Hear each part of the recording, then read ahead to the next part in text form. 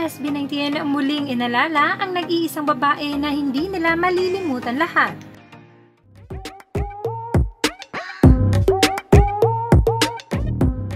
One thing that never changes in SB19 is their humility.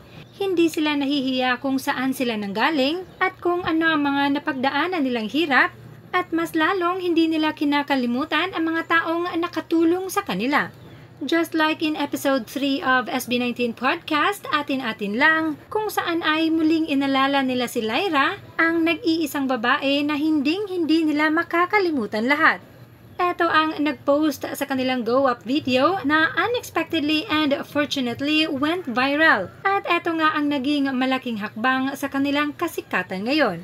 At dahil nga nabanggit si Lyra sa episode na ito, ay nag-reply ito ng OMG I love you SB19 sa ibinahaging clip sa Twitter.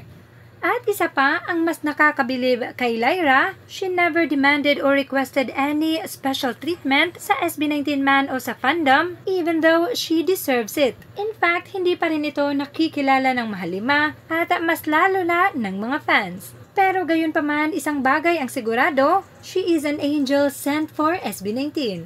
Siyempre, sumikat tayo dahil sa social media rin. Yes. Yung go-up natin, yung dance practice natin, may nag-share sa Twitter na si Lyra. Tama ba? Lyra. Lyra. Na tapos nag-blow up yung ano. Simula noon, dire-diretso na yung pag-angat natin. Pero